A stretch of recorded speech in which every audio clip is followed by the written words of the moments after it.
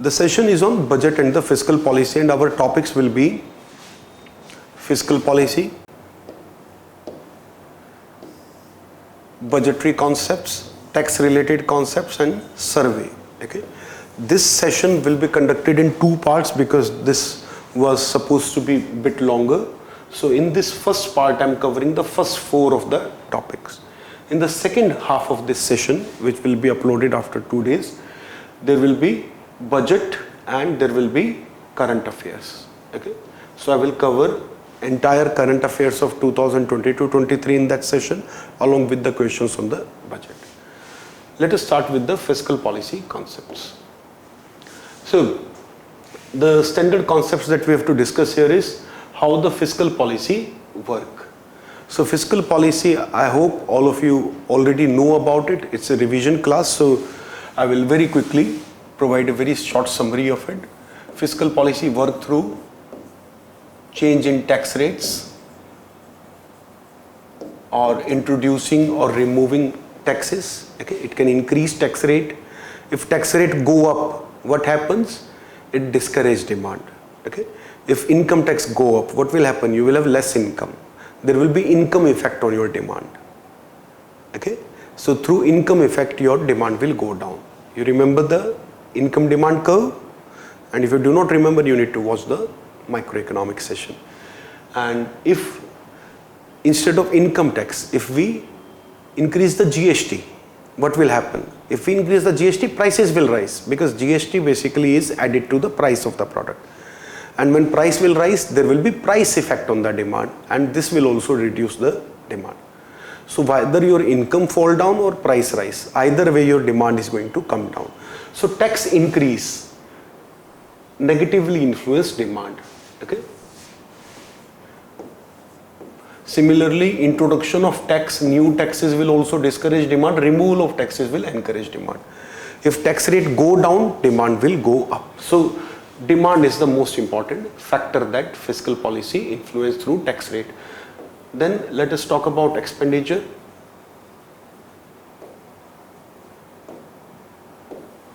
Now, expenditure will also influence the demand. Okay, whether government pay more salary to people, spend it on government policies and programs. Okay, whether government create more infrastructure, in any of the way, more expenditure means more money will go to public. So expenditure also influence the demand. And whether government borrow more, that will also increase the government's expenditure more. So whatever you do, you are going to influence the either the tax rate, the non-tax rate, NTR, okay, not the NTR junior from the Andhra Pradesh or Telangana. In fact, I have to say both the states. Okay, so basically the Telugu film industry. This is non-tax revenue. So non-tax revenue like fee, fine, okay, the stamp duties and many other additional charges that government take from us. So those non-tax revenue, if they do go down, then also demand will rise. Non-tax revenue, tax revenue, they both affect the demand in very similar way. If government revenue go up, our demand go down. Okay. एक system में 100 रुपए है, a system is 100 रुपए. Government take more of it and spend. Okay. Then government create more demand in the system. If government doesn't take that, then we create more demand in the system. So either way you look at it. Okay. There is one change here. If government borrow more money from abroad and spend that, then we can increase the overall demand in the system. Okay. Anyways, that takes it into more complex dimensions, not necessary today. So standard concept we have seen that whether tax rate or expenditure, whatever we increase or decrease, it will influence the demand. And demand influence investment. Investment influence the growth.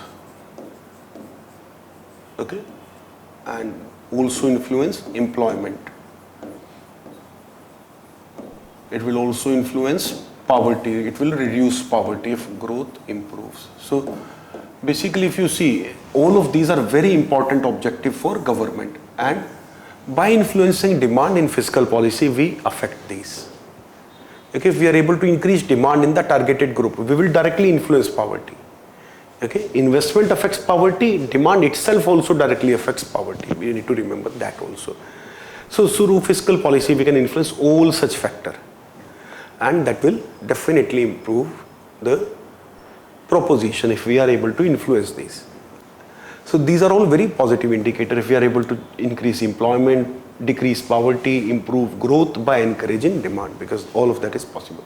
On the other hand, we may have to discourage demand when prices are rising too fast, when there is instability in the economy. Then government may have to cut expenditure, government may have to increase taxes, and that would be for the purpose of stability. So we would either be working for stability or we would be working for growth. This is the basic system how fiscal policy work. Okay. Now, what are the tools of fiscal policy? In fact, I have already discussed this, how fiscal policy work and the tools of fiscal policy. Now, types of fiscal policy. Expansionary fiscal policy. For my students, things have to be very simple. Any fiscal policy which expand demand in the system is expansionary fiscal policy. This is the very simple thing. Fiscal policy that will increase demand in the system. Okay. Basically, any policy tool that will increase the expenditure of government or reduce taxes. Okay. The expansionary fiscal policy also lead to increase in fiscal deficit. So that is also how some teachers or some books explain. But if you go to the core text in economics, they generally try to relate it to demand. Okay. If you try to read Thomas Sowell and some of the older or the classical economists, they try to relate it with expansion or contraction of demand. Contraction means to reduce, expansion means to increase.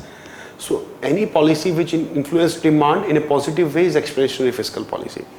Either way, you can also look at deficit. Any policy which will influence deficit in a increasing way, that will be expansionary fiscal policy. So if we cut tax rate and not affect anything else, then it will lead to increase in deficit. So deficit or demand, okay, either way we can study it. There is no problem in that. So that is expansionary or contractionary fiscal policy. Similarly, we also have, I hope it is clear, okay, contractionary means policy which will either reduce the demand or the fiscal deficit. And cyclical and counter-cyclical policy, what are these?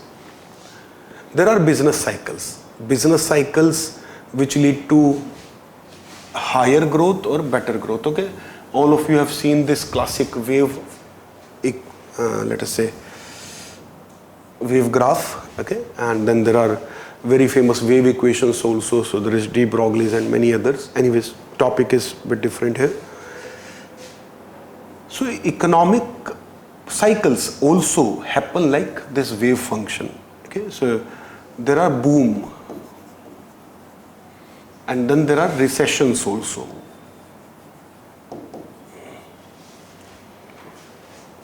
Okay, so there are booms and there are recessions. Then there are booms.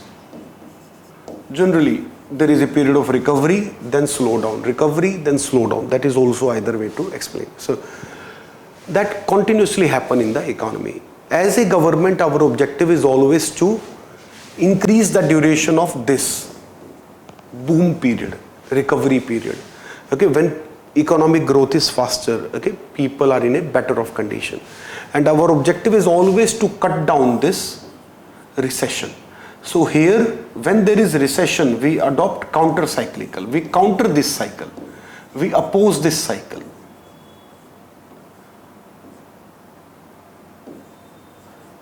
Okay. So recession, we follow counter-cyclical, and boom period, okay, recovery period, boom period, then we follow cyclical policy. We try to prolong this. Okay, if you are having a good time, you would like to prolong that. If you are having a bad time, you would like to cut it short. If you are enjoying something, you are playing video game, or forget about video game, you are listening to music and you are really enjoying listening to music, you would like to prolong your session of listening to music. Okay, You may skip some of the other tasks because you are enjoying listening to music so much today. Okay, so that you can think of as a cyclical. You are in a good mood swing. You want to take enjoyment in that. You want to prolong that. You are in a bad swing. You do not like listening to music right now. You are irritated. You had a fight with your girlfriend or your boyfriend or someone else. Okay, or whatever reason. You are in a very bad kind of mood right now. You listen to song. It doesn't really get to you. Okay, you are not in that frame of mind. What you will do? Basically, whatever, right now you are very irritable. You would like to cut short that irritatedness. Okay, anything that you doesn't like right now, you cut it short. Okay, you will switch it off. You will try to eventually reach out to something which will reduce your irritation. So when you are in a bad mood, bad phase, you try to cut it short. That is counter-cyclical. That is also how you can remember. So that is cyclical and counter-cyclical policy. So cyclical policy generally followed in boom period. Counter-cyclical is specific to recession generally. Okay. Then there are complex concepts like fiscal drag. I will discuss it when we are discussing the questions. So let us now move to MCQs. This is our question number 1 here. Which of the following statement appropriately describes the fiscal stimulus? Okay. So this is a past year question, and from the year, just give me 1 second please. Yes, this is from the year 2011. So fiscal stimulus. Fiscal stimulus is a very standard term that we use when you want to stimulate something. What is the meaning of stimulation? Stimulating something. Stimulating is used in science a lot. Okay, we stimulate certain reaction, we stimulate certain action. Okay, a certain type of response. So stimulation, when you want to create some activity.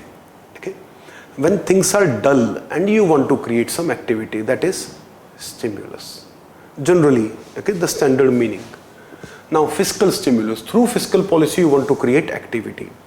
Now it is a massive investment by government in manufacturing sector. No, it is not specific to manufacturing sector, it is general. It is an intense affirmative action of the government to boost economic activity in the country. So yes, boosting economic activity in otherwise dull economy can very well be fiscal stimulus. Let us look at other options. It is a government intensive action on financial institution to, no, financial institution, it will go into the domain of monetary stimulus. D, it is an extreme affirmative action by government to pursue policy of financial inclusion. First of all, this extreme itself is a very bad word. Okay, be cautioned when you see this kind of a word. Generally, that is not likely to be the correct option. So in this case, B will be the correct option. There could have been better statement also. I am not saying that this is the best statement, but at present, this is the better one among the others. So absolutely correct, B. Second, with reference to the Indian economy, consider the following statement. This is from last year. A share of the household financial savings goes towards government borrowing. Is it correct? Yes, correct. Okay. A share of household saving goes to government borrowing through financial system. Our savings are deposited into bank and bank buy government bond. Okay. So second, dated securities. What is dated security? Dated security is a term used for government bonds generally, okay, when they carry a specific maturity date.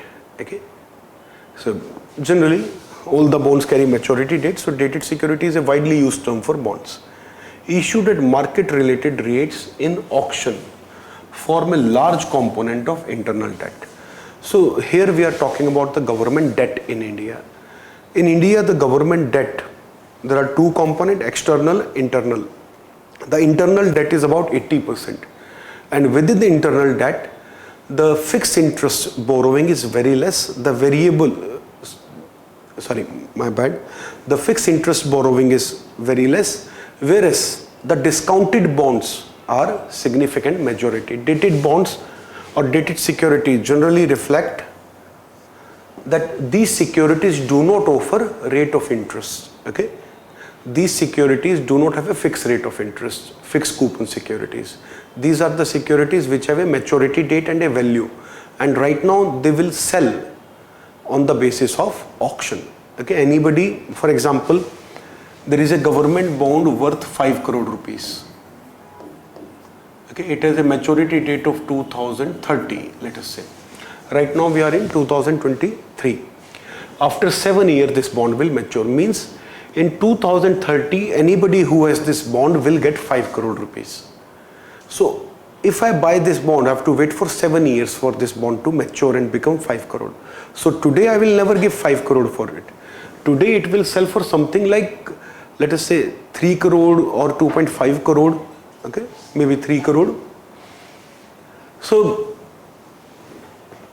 I will buy it for 3 crore today, and by investing 3 crore today, in 7 years I will get additional 2 crore rupee as roughly as a interest earning. So 3 crore is decided by auction. All the banks will try to bid. Somebody will say I will pay 3,10,000. Somebody may say okay I will pay 15,000. Sorry, 3,15,000.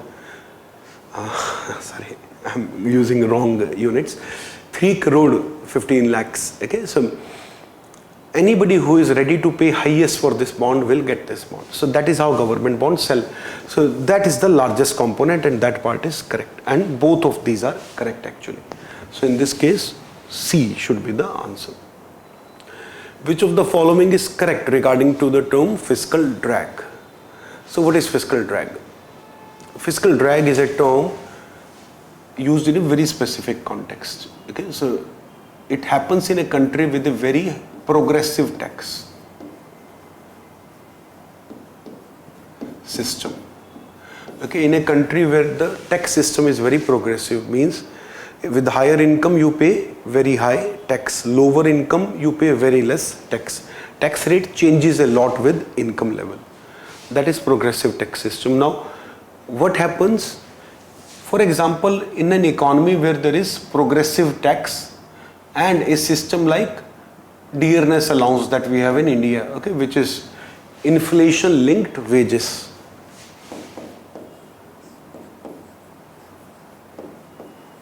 Inflation linked wages.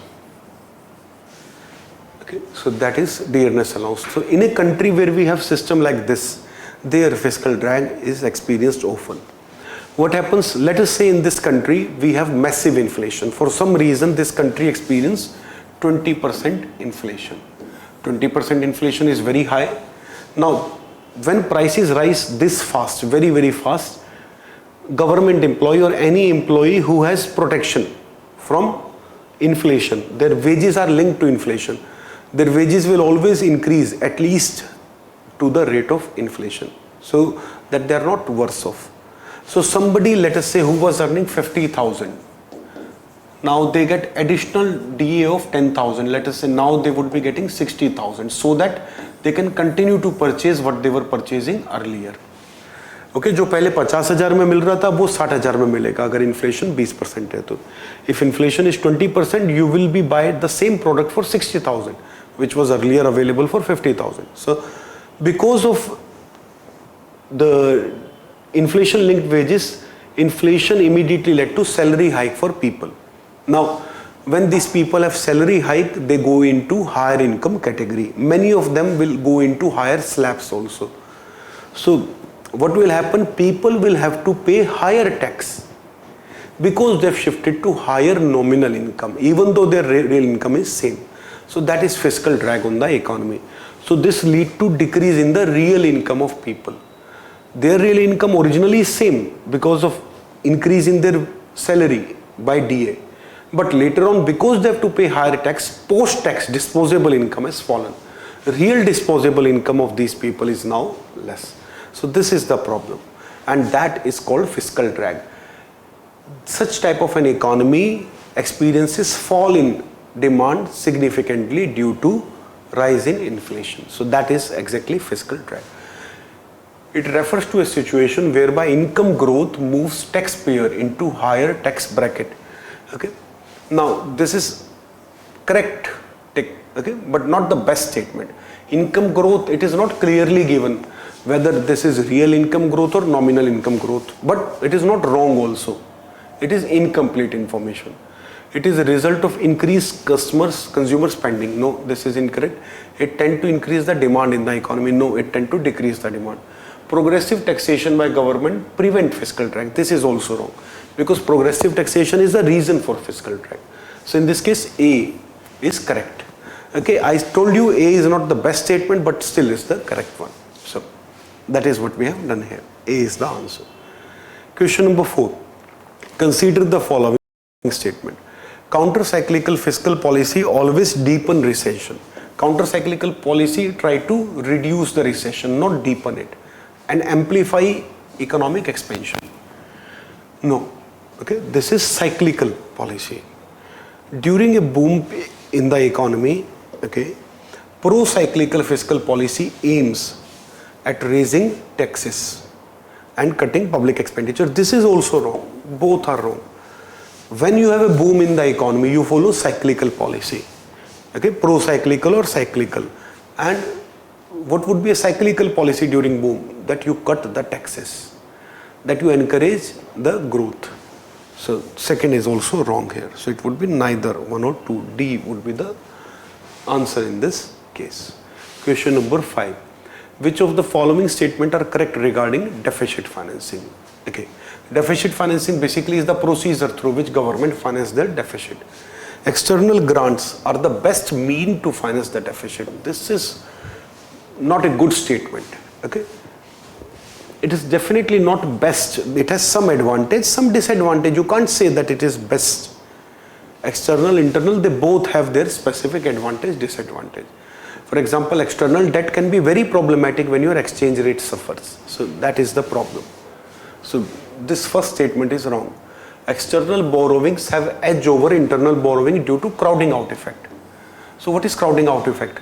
If government borrow too much from the system, financial system, less is available for private sector, and that creates crowding out. Now, if we borrow from other countries, we are not reducing the money available in our financial market. So that doesn't crowd out. That doesn't create this type of impact on private sector. So yes, over here external borrowing have edge over the internal borrowing. So second is correct. Third, internal borrowing to finance the deficit might hamper the level of investment in the economy. That is also correct. Okay, might hamper. Okay, doesn't always hamper. It's the same crowding out effect. Crowding out effect limits the investment, reduces the investment. So because of crowding out effect, if we internally borrow, then what will happen? There may be crowding out, and that may hamper the investment. So second and third are correct here. B is the answer for 5. Now 6. The term financial repression was recently in news. Okay, which could be best described as, okay, so look at the question. Situation where economy is struck by unprecedented event for a prolonged period. This is not correct. What is financial repression? Financial repression is a system which creates crowding out, where government borrows so much that little is available for private sector. That is financial repression. So this is related to crowding out. So first is not at all related to this explanation. B, situation when saving rate are reduced. No. Government restrict the companies from leveraging the market. This can be correct. Okay. Government restrict the company from using the market. Okay. Leveraging, borrow from the market. And why government may do so? To borrow for itself. In fact, that was a common policy in India during the 70s. Government indirectly borrow from industry to pay off public debt. This is also not correct. C is the answer. Okay. So when government try to reduce the funds of flow to the private sector, that is financial repression.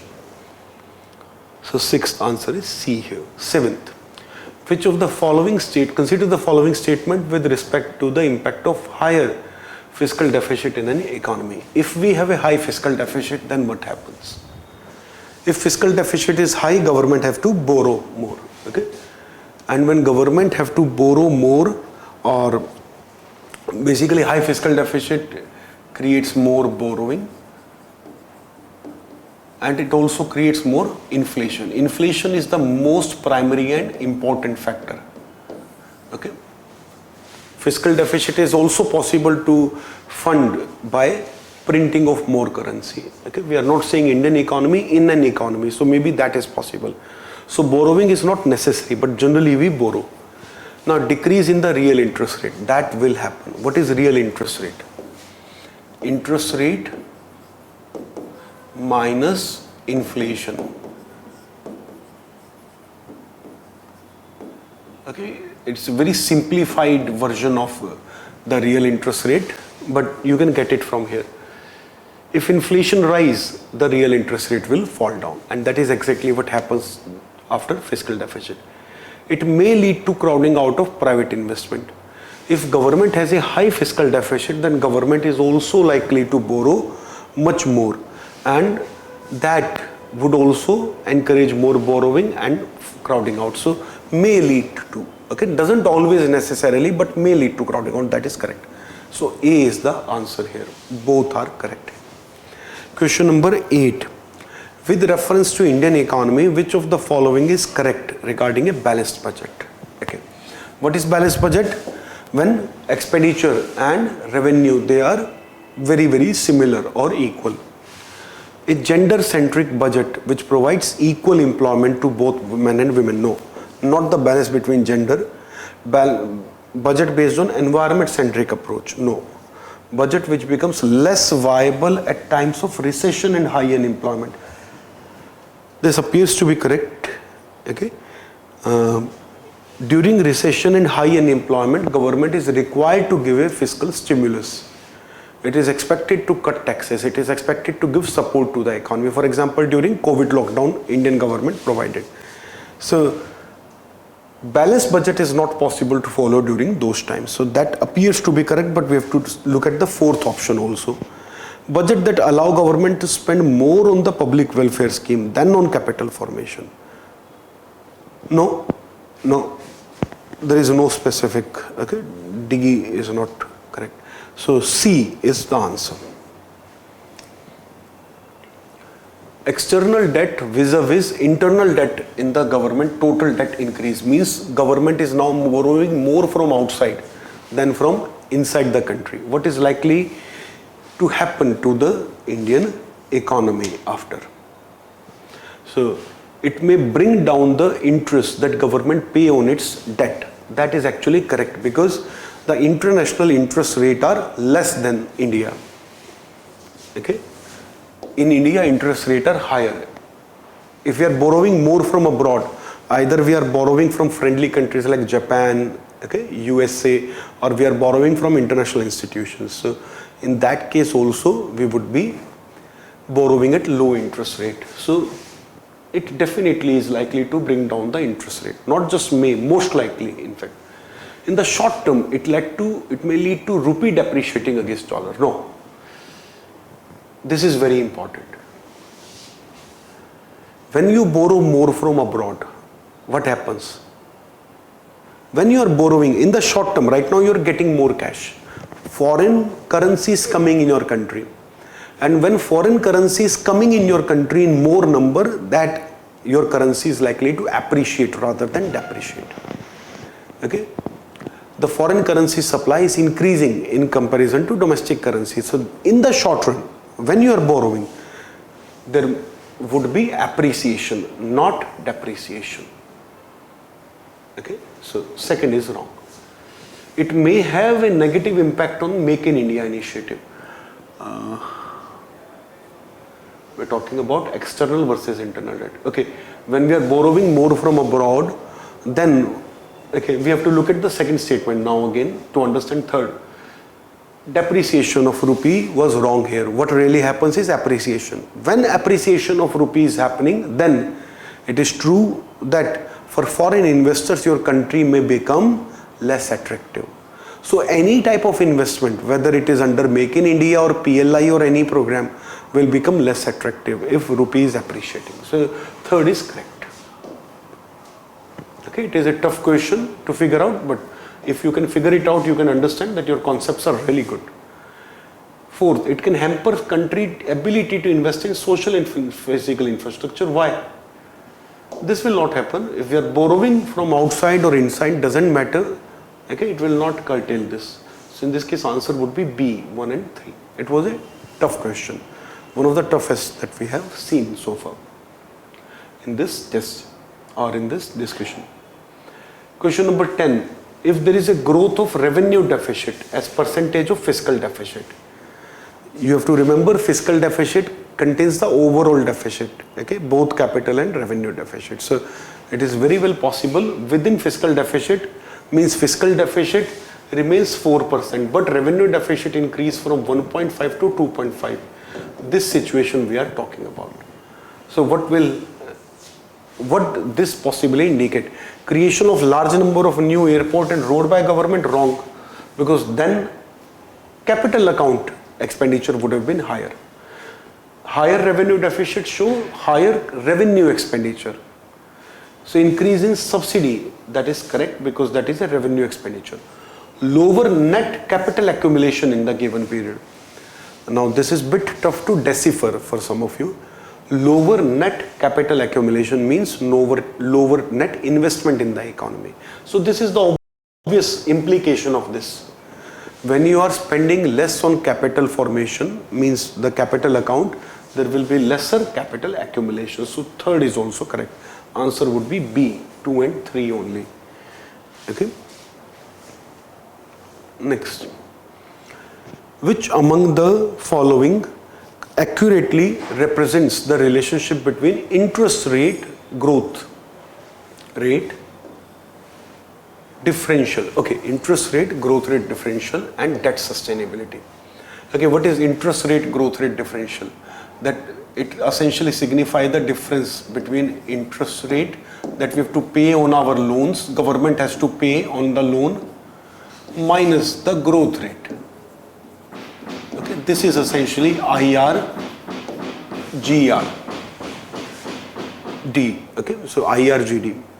So IRGD is interest minus growth. If this is negative, that means growth rate is higher than interest rate, and that means the country would be in a better position to repay the loan. Okay, country would be able to repay its loan more easily.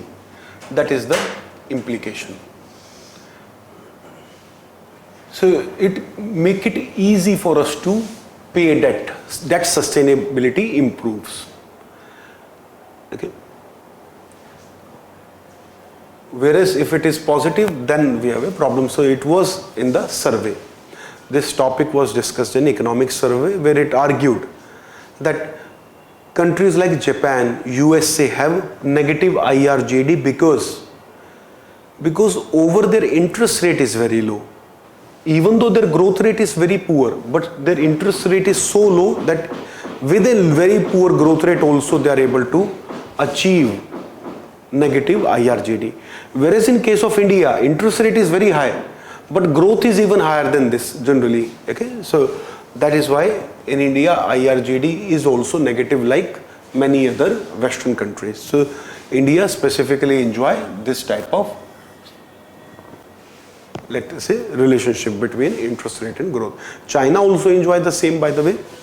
Now let us look at option. If IRGD is positive, it denotes debt sustainability, wrong. Okay. If it is positive, that means debt would be difficult to pay. If IRGD is negative, it denotes debt unsustainability. This is also wrong. So it should actually be neither A or B. Okay. So in this case, D would be the answer. 12th, which of the following is or are the correct effect of tight monetary policy?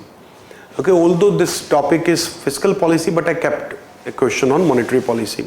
Okay, and before this video, I've also uploaded a concept class on monetary and fiscal policy interrelationship. Please do watch that if you have not watched that. Okay, that will really help you to understand the interrelationship. So it will bring down inflation in the economy.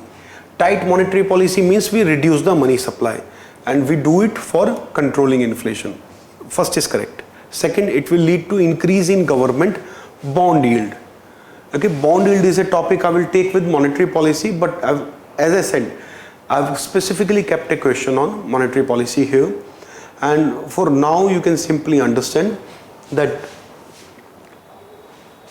if monetary policy is tight, this will lead to increase in interest rate, and bond yield is directly related to interest rate. Okay, you can remember this, bond yield is directly proportional to interest rate. This will really help you in examination. And also bond yield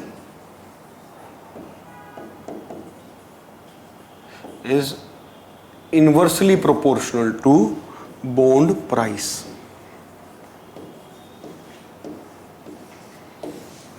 Okay, explanation I will do with monetary policy. Now I'm just discussing the relationship. So tight monetary policy will also lead to increase in bond yield. It may lead to low market liquidity. This is also correct. Low liquidity means less money supply. So that obviously is correct. So D, 1, 2, 3 would be the answer for 12. 13. Expansionary fiscal policy would not result in which of the following effect. What is expansionary fiscal policy? Expansionary fiscal policy is one which increase demand. Okay, demand increase or deficit increase. Now, decrease in bond yield in market. Generally, when demand increase, deficit increase, okay, what happens? Interest rate also increase. And when interest rate will rise, bond yields are also likely to increase. So, A is not correct. Okay. Increase in demand I have already written, increase in investment I have already written. So, A would be the answer in this case. Okay, we have asked would not result. So, A is the answer. 14. Which of the steps are most suitable to tackle stagflation like situation? What is stagflation? When there is both inflation and stagnation. Okay, recession, which can also be written as stagnation. Things have stagnated, there is lack of growth or activity, plus inflation. So this is not a common phenomena. Phillips curve fail in stagflation situation. And stagflation is a situation that happens because of supply side problems, okay, generally. Now, when there is a stagflation like situation, when there is a recession, stagflation denote recession. And from Keynesian economics, from John Maynard Keynes' contribution to economics, we know that during recession, monetary policy is very ineffective, or sometimes it doesn't work when there is a situation of liquidity trap. Okay, what is that? I will discuss in the next video, next to next video on monetary policy. So, decrease in money supply. Monetary policy is not very effective, as I just said, in recession. So, if you cut money supply, it will not give you the desired result. Okay, it may in fact negatively affect the growth, whatever negative. In order to control inflation, you do it. Inflation is not controlled, but you rather affect something else even worse. So it is not a very desirable option. Okay, this is generally tackled better by the fiscal policy. We may have to opt for tight monetary policy, okay, but that is not a desired or a good situation. So that is a very inferior type of policy that we have to opt for. Okay, it is not most suitable. Sometimes there are no other options, then we may have to do it. Second, address supply chain issue. That is very important. Supply chain issue, if we address, then stagflation like situation is likely to get over more quickly, because it is mostly because of supply side. Phillips curve is based upon the demand aspect of inflation, not the supply aspect of inflation. So Phillips curve cannot explain it. Okay, if it would be from demand side, Phillips curve could explain it. Labor market reforms, this is also important, okay, because it is supply side issue again. Okay, either raw material is expensive, there are labor market issues which create the stagflation. So 2 and 3 would be the option C. Okay. Which among the following steps, this is a question from previous year, is most likely to be taken at the time of an economic recession? Okay, during recession, which is most likely to be taken? So during recession, what we do? Counter-cyclical policy, we have discussed it. Okay, try to recall. Counter-cyclical policy would mean that cut in tax rate accompanied by increase in interest rate. Increase in interest rate is not counter-cyclical. This will be pro-cyclical in recession, not a good policy. Increase in expenditure on public project is fine. This is a good option, but let us look at others. Increase in tax rate accompanied by reduction of interest rate. Increase in tax rate is also not counter-cyclical in recession. This will also not work. So C, A, both. Half of the step is correct, half is not correct. Reduction of expenditure on public project, this would be stupidity. B is the best policy. In fact, this is the crux of the Keynesian economics. John Maynard Keynes suggested that we should spend money on public projects. That is the best option during recession. So with this, we have completed the questions on fiscal policy concepts. Now we will be moving to the next area. Just give me 1 second, please. Okay, maybe the system is hanged here. Okay, so what I will do, I will end this video here and I will upload another video.